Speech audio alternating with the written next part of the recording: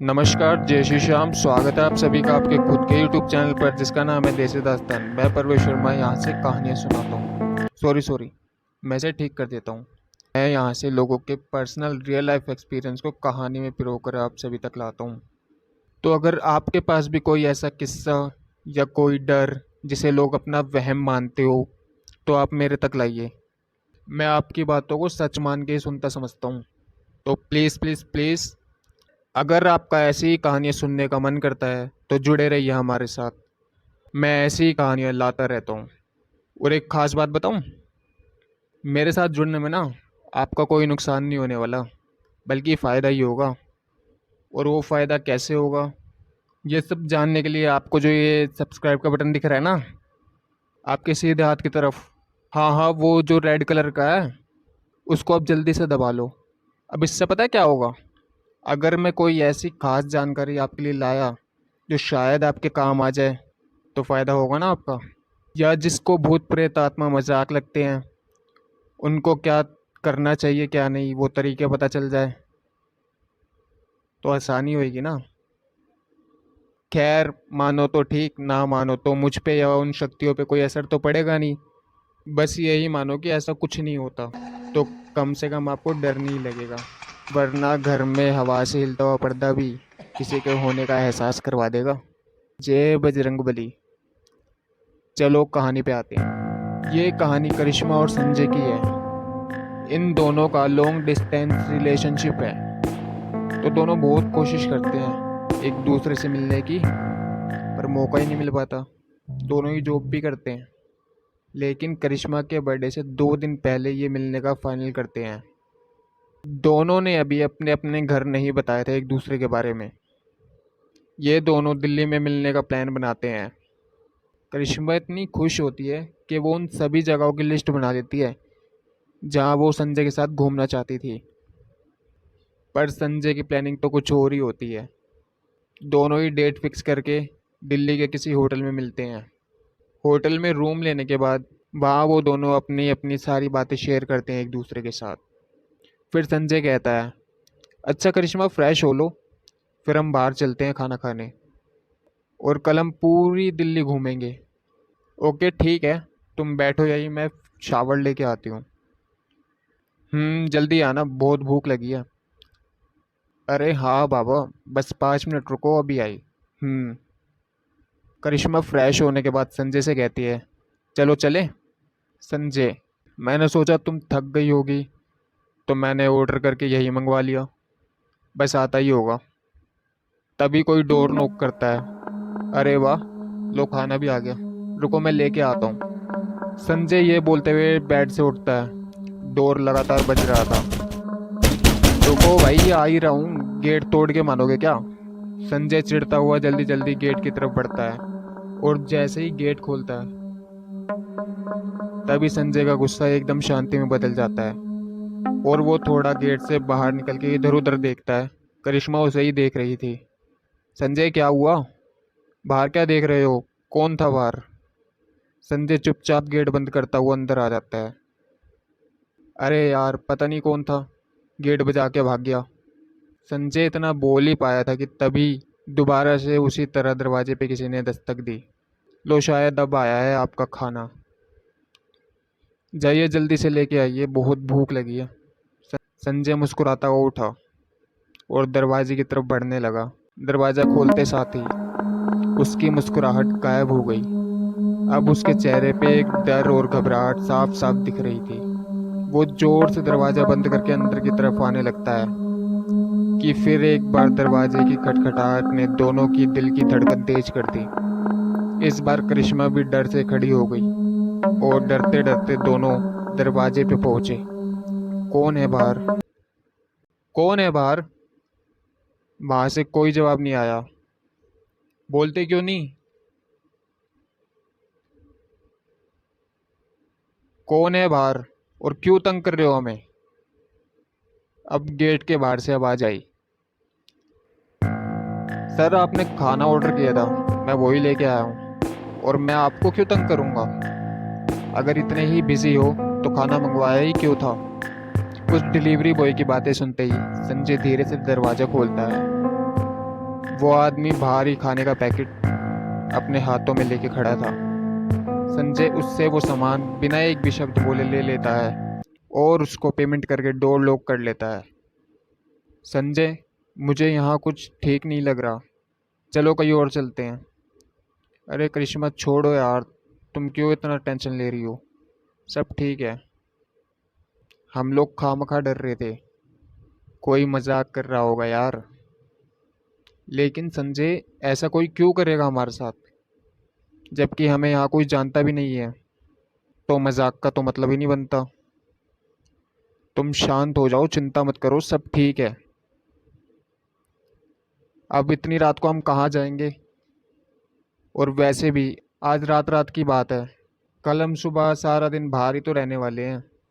रात को कोई और होटल कर लेंगे, पर अभी तो रेस्ट कर लो। लो खाना खाओ। संजय करिश्मा को उस टाइम समझा के शांत कर लेता है। दोनों खाना खा ही रहे होते हैं। संजय खाते खाते एकदम रुक जाता है। तुम शायद शावर खुला छोड़ के आ गई, करिश्मा भी बोलती है। हाँ, आवाज़ तो आ रही है, लेकिन मैं बंद करके ही आई थी। कोई बात नहीं करिश्मा, हो जाता है। कई बार हम कुछ चीज़ें भूल जाते हैं। रुको मैं बंद करके आता हूँ। मेरा खाना भी हो गया। वो शावर बंद करके करिश्मा के पास आता है। करिश्मा भी खाना खा ही चुकी थी। दोनों अब सोने की तैयारी करते हैं। लेटे लेटे आपस में बात ही कर रहे थे।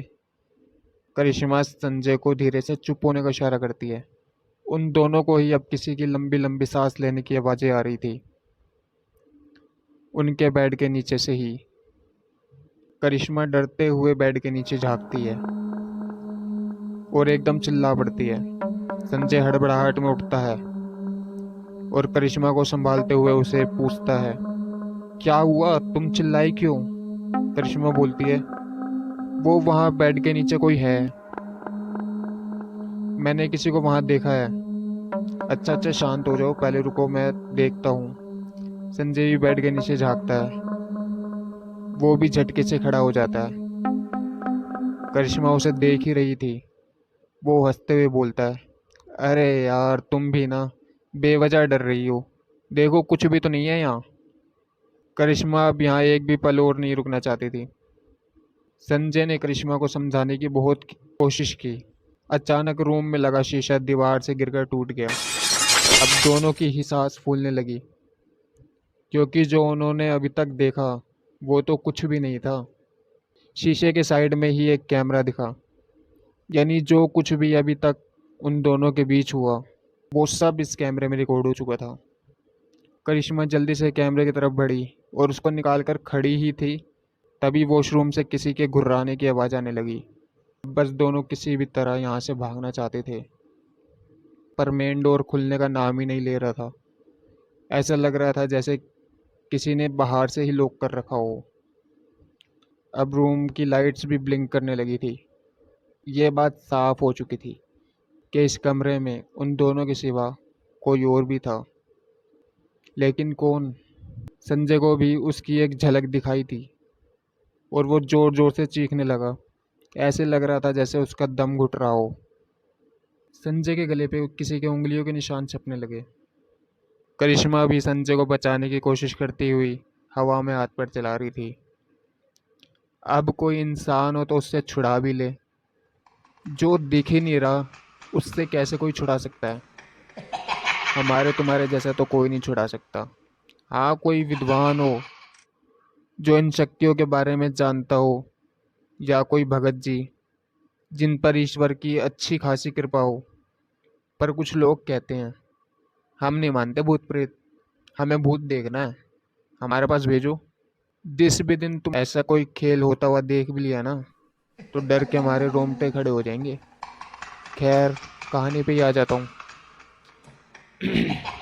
इतनी कोशिश के बाद भी जब वो कामयाब नहीं हो पाई, तो करिश्मा ने उससे रोते हुए पूछा, आप कौन हैं और आपको हमसे क्या चाहिए? तभी संजय का गला थोड़ा ढीला पड़ा। वो ज़मीन पे खांसता हुआ गिर पड़ा। उनके पीछे वाली दीवार पर किसी चीज़ से लिखने की आवाज़ आई। उस दीवार पर लिखा हुआ था, सच बताओ। ये पढ़कर किसी को कुछ समझ नहीं आया था। उसने एक बार और लिखा, लेकिन अब की बार उसने कैमरा लिखा। करिश्मा रोते हुए बोली, हमें समझ नहीं आ रहा आप क्या कहना चाहते हैं, हमें छोड़ दो, हमें जाने दो। संजय का दम फिर से घुटने लगा, जिस पे उसने बोला, ये कैमरा मैंने ही लगाया था ताकि मैं तुम्हें देखो, कुछ शब्द मैं यहाँ से बोल नहीं सकता यूट्यूब एल्गोरिदम की वजह से। तो आप तो आप सब समझदार हैं मैं क्या कहना चाहता हूँ। संजय के ऐसा कहते ही करिश्मा के पैरों से जैसे ज़मीन ही खिसक गई। संजय रोता हुआ करिश्मा से माफ़ी मांगने लगा। इतने गेट खुलने की आवाज़ से करिश्मा होश में आई। उसने अपना बैग और वो कैमरा हाथ में लेके होटल से बाहर भागना शुरू किया और वो सीधा कैब करके अपने घर आ गई। उसने घर आके वो वीडियो भी देखी, पर उसमें उन दोनों के बीच जो हुआ उसके सिवा और कुछ नहीं था। जबकि करिश्मा ने वहाँ से कैमरा निकाला था, तब भी वो नहीं था। वो कौन था जिसने करिश्मा की मदद की? पता नहीं। क्यों मदद की? ये भी नहीं पता। उसके बाद संजय के साथ क्या हुआ, इसके बारे में भी करिश्मा को कुछ नहीं पता। ना कभी उसका कॉल आया, ना कभी मैसेज, और ना ही कभी वो कहीं दिखा। तो आज की कहानी में बस इतना ही। आपको ये करिश्मा जी का अनुभव कैसा लगा बताइएगा ज़रूर। और अगर आप भी अपना कोई एक्सपीरियंस हमारे साथ शेयर करना चाहते हैं तो बताइएगा ज़रूर। WhatsApp, Insta, Facebook, comment section, कहीं भी मुझे आपके मैसेज का बेसब्री से इंतज़ार रहेगा। ऐसी और कहानी सुनना चाहते हैं तो सब्सक्राइब कीजिएगा अपने इस चैनल को। मिलता हूँ आपसे एक और नए डरावने किस्से के साथ। इस वीडियो को अपना प्यार और कीमती समय देने के लिए धन्यवाद। सब्सक्राइब कर देना, ओके।